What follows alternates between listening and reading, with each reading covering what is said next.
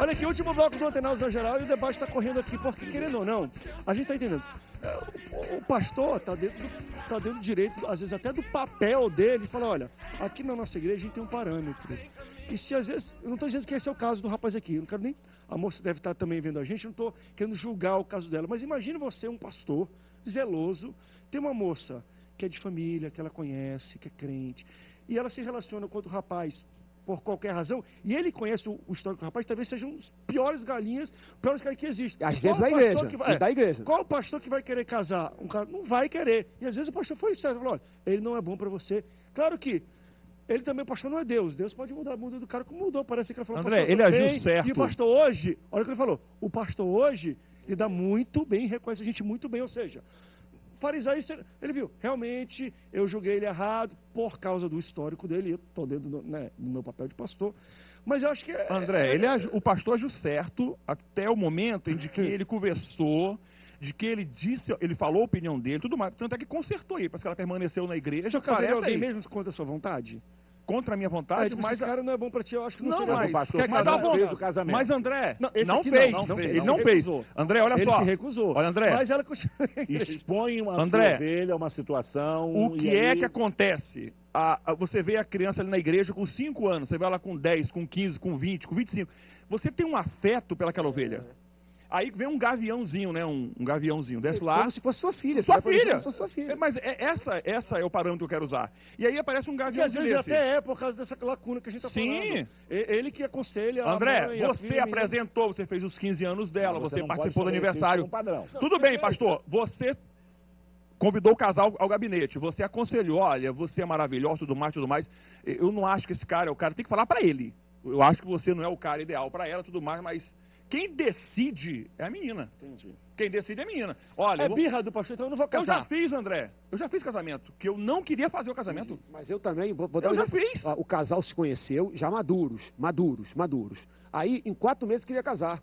Eu virei para ela na minha igreja e ele de uma outra igreja. Eu falei, querida, 4 meses não é possível. Mas eu já sou madura, eu já conheço ele há 20 anos, não sei o quê. Eu falei, querida, não... Insistiu. Eu vou casar. Infelizmente não deu certo. Não deu certo porque eu profetizei, não é isso. É que o risco de casar em 4 meses, meu Deus... Tava na cara. Pastor do céu, não é? Agora eu não... Pastor Ninja. Eu não tenho jeito de pegar, a meu ver, eu não tenho jeito de pegar e me impor que não pode. Mas é meu dever falar. Falei na frente dele, falei, querido, olha só, tem 4 meses. As chances de dar errado são muito grandes. É melhor acabar um namoro do que acabar um casamento. André, eu tive a mesma experiência que o pastor. Eu fui na casa do casal, o rapaz falou assim, pastor, o senhor não quer fazer nosso casamento porque o senhor não sabe o que é amor. Nós nos amamos. 4 meses também de namoro, não deu certo, separaram. Eu fiz o outro casamento dele já. Agora, eu tenho uma experiência, André, e eu queria compartilhar. A família não queria, o rapaz era ex-presidiário. E aí a família não queria, ela veio de uma outra igreja, o pastor também fez isso, expôs, vieram a mim e sentamos, oramos juntos. Eu falei, já que vocês estão vindo para cá, vamos adiar esse casamento um pouquinho. Eu quero ver a questão da obediência. E eles queriam casar. Mas eles mudaram de 2 igreja meses porque na igreja depois. anterior não queria casar. O pastor não quis casar, radicalizou e eles vieram pedir casar. ajuda. E aí ficamos durante um período de 6 meses. Adiamos com um período de 6 meses. Em 6 meses, eu descobri que homem maravilhoso de Deus aquele camarada era. O camarada tinha sido um ex-presidiário. Hoje, ele é um grande empresário. Não congrega mais comigo. Deus o levou para um outro estado. Ele tem um respeito de me ligar. Pastor, minha filha vai nascer. Pastor, olha, comprei um novo barco. Pastor... E às vezes eu falo assim, pastor, peraí, fala aqui com fulana. E coloca a esposa fala assim, pastor, a gente tem que louvar a Deus pela sua vida. Então a gente não pode estabelecer padrões. Esse companheiro depois chegou para mim e falou para mim assim, esse companheiro falou para mim, soube que eu casei, primeiro ele me excomungou, falou um monte de bobagem. Depois ele virou para mim e falou, rapaz... Aquele homem é um homem de Deus, né? Eu falei assim, você já ligou? Já pediu perdão? Ele falou, você já foi lá? Eu falei, pega compra uma passagem de avião, vai visitá-los, estão dispostos a receber o seu perdão. Eles ainda hoje lamentam o que você fez. E eu falei, rapaz, que camarada fantástico, eu lamento que ele não está congregando comigo. Então a gente não pode estabelecer padrão. Existe um modelo. Deixa eu até tentar. Mas tem gente mudada pelo poder do evangelho, se eu não crer que Deus mude pessoas, para mim acabou. Só para a gente também amarrar aqui para ir para o final do programa, claro que a gente está falando de extremos, de pessoas que não tomam posicionamento nenhum e buscam um pastor para resolver o problema de casamento, de namoro, de relacionamento, quanto também igrejas que, mesmo sem ninguém pedir, ela está querendo se intrometer e querer decidir pela pessoa. O equilíbrio, a gente fala que eu acho que é o meio termo de tudo, é a igreja aconselhar e levar a pessoa a tomar a decisão própria. Só para a gente tentar fechar. Mas em casos onde realmente existe uma omissão, e isso é declarado, você vê conversando com as pessoas, de decisão, e claramente a pessoa quer jogar a decisão para o pastor. Por exemplo, quero casar, mas não sei se a pessoa é certa. O pastor decide para mim, porque se eu não decidir, eu não decido. Aí ele fala assim, então não casa, porque... Não decido. Na ausência de... É aquilo que a gente fala, na ausência de posicionamento, não é melhor eu não posso decidir para você, sabe por quê? Porque se eu decidir, André, eu te garanto, afirmo categoricamente, no problema, quando eu estou lá, vai dizer assim, mas eu casei porque o pastor mandou. O pastor não pode botar a mão na boca dessa. Que isso? Você pode casar com quem quiser, o parâmetro é... Uma decisão E se ela não quiser decidir por conta própria, é porque não é capaz de casar. André, eu acho que tem o pastor... dúvida. Eu acho que o pastor... Ela não tem, se ela não sabe, não pode nem decidir com quem ela vai casar, evidente que ela não pode casar. André, se ela tem dúvida, certeza tem que espera um pouco mais, espera mais uns 5 anos. 6 meses. Segura aqui 6 meses. O direito tem a figura, ela se sente incapaz, incapacitada. E quem é incapaz, ele não pode ser responsável por nada. Ok? Ou a incapacidade absoluta Sim, ou não. sim. Mas então se alguém se declara, eu sou incapaz para decidir, não casa, não pode casar. A questão, a Bíblia diz que na multidão de conselho há prosperidade, na falta de conselho o povo cai. O pastor tem que ser um conselheiro e não um determinador. Ele não pode ter a palavra final sobre alguns aspectos. O pastor estava falando sobre a questão de emprego. Outro dia também um presbítero da minha igreja me ligou, pastor, eu estou no emprego, recebi uma proposta. Falei, olha, você tem que mensurar, faz 2 colunas, vê os prós e os contras, custo, tem plano de carreira, não tem, qual é o teu perfil? Está dentro, a mesma coisa a questão do casamento.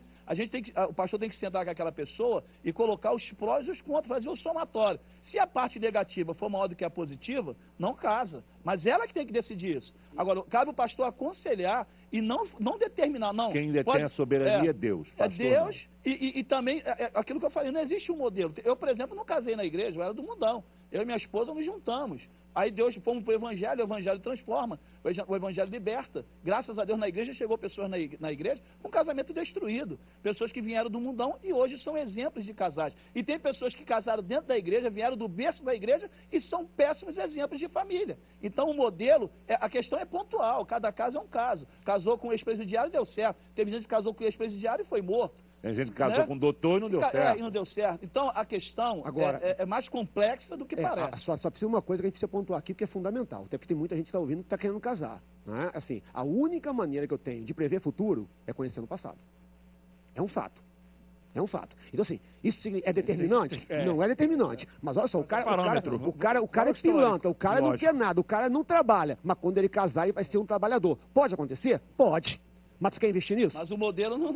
Você quer investir nisso? A perspectiva não Olha é só, essa. ele é mulherengo o tempo todo, pegador, pegou tem 30 na igreja, tem filho. Mas quando ele casar, ele vai ser fiel. Pode? Pode, querida. Mas quer investir nisso? É a mãe. Chega pra mãe e pergunta como é que ele é como filho. Ele é um bom filho, ele cuida, ele respeita, ele ajuda em casa. Como é que ela Camp, há mais de 30 anos, estabeleceu isso. Conheça a moça como ela trata o pai dela. Aí você vai ver se ela vai ser uma boa esposa. Se ela é uma boa Conheça filha. O moço como ele trata a mãe. E você vai descobrir. São parâmetros e outra coisa, às vezes a pessoa vai casar com uma pessoa que é julgo desigual. E julgo desigual não é só casar com ímpio. Às vezes tem julgo desigual dentro da igreja. Dentro da igreja, os dois são evangélicos, mas são julgo desigual em outros aspectos. Você falou algo muito importante. Se você tem ministério, você tem chamada, você tem desejo, você tem que pensar a menina que tem desejo. É verdade. Porque como é que ela vai te acompanhar? Para ela vai ser uma carga pesadíssima se ela não tiver. E não vai ficar. Por que algumas igrejas, quando ordenam, não é o caso da minha denominação, mas eu entendo. Por que algumas igrejas, quando ordenam o homem ao ministério pastoral, automaticamente ordenam a mulher? Porque entende que não é possível ele ter um chamado pastoral sem que ela não tenha. E como é que ela vai trabalhar? E aí dá um debate. Mas é o que eu quero falar, o que eu quero abordar é a essência de que, mesmo. seja ela pastora ou não, ela tem que estar junto, meu amigo. Porque se ela não estiver junto, vai pegar. Então, assim, muito cuidado, porque fala assim, veja o parâmetro. Ela é ótima menina? Pode ser ótima menina. Ele é ótimo rapaz? Mas ela tem ministério e ele não tem? Será que ela é capaz de ele, como obreiro, poder chegar mais tarde? Ele precisa ficar numa reunião. Ela vai aceitar? Falou, olha, vamos comigo agora fazer oração, você vai chegar em casa 3 horas, ela vai aceitar. Por isso que quando se consagra, se faz um concílio, bota a esposa lá na frente com ele e diz, a partir de agora ele vai ser obreiro, ele às vezes não vai ter hora para chegar em casa, às vezes ele vai deixar de ir para uma festa com você, porque ele está por uma chamada. Você tá, porque eu acho que o presbítero, esposa de pastor, ele não é pastora, nem sempre. E aí, mas divide o peso, 50%. E se ela não tiver, e vice-versa, às vezes a mulher também tem uma chamada e o marido não tem. Agora, se ela não atrapalha, amém, eu acho que é possível. Agora, se ela atrapalha, aí já é. Eu acho que esse é o padrão do reconhecimento da chamada do marido e não atrapalhar, se propor a ser uma ajudadora. Um jovem pastor veio me procurar de uma outra denominação e reclamando porque a esposa dele não era o padrão das outras esposas de pastores. E eu perguntei para ele, ela lhe ajuda? Ela cuida das suas roupas, cuida dos seus filhos, te incentiva a oração, ora com você? Como é que ela... falou, não, isso é show. Eu falei, amigo, olha só, dá graças a Deus, porque essa é a companheira que você Porque ela precisa. tem um ministério, e o ministério dela, já vi mulheres de Deus falar isso, e tá perfeito. O meu ministério é dar suporte ao meu marido. Mas tá perfeito. Excelente. Só que tem muitos casos, assim, eu não quero ela isso pra mim. Ela é opositora, não ajudadora. E aí, querido, assim, é um direito dela, o seguinte, eu não quero isso pra mim. Então, direito... O fato de ser cristão não me obriga a ser obreiro. Verdade, tem que Ela ter não quer isso pra ela. E aí, como é que vai ser? Mas aí, é antes, é o que você disse, antes de casar, eu namorei a filha de um pastor, presidente de uma igreja, Essa ela disse não, assim, do meu pai jugo sofreu na igreja, muito, essa é dura, meu essa pai é doida. sofreu muito, quando eu disse para ela que eu queria seguir o ministério, eu era bem novo, ela falou assim, não, eu não quero, não vou namorar você, não vamos continuar, porque minha mãe sofreu muito, meu pai vivia viajando para tudo quanto é canto, a gente não teve pai, e eu não quero isso para minha vida. E aí, naquele momento, foi um choque para mim, porque eu achava que, sabe, puxa vida, filha de um pastor, compreende o ministério, e ela não compreendia o ministério exatamente pelas coisas que ela tinha sofrido. E ela não desejou um marido pastor, e ela foi muito clara. Eu acho que a honestidade dela foi fundamental. E esse deve ser o padrão. E aí tu saiu correndo.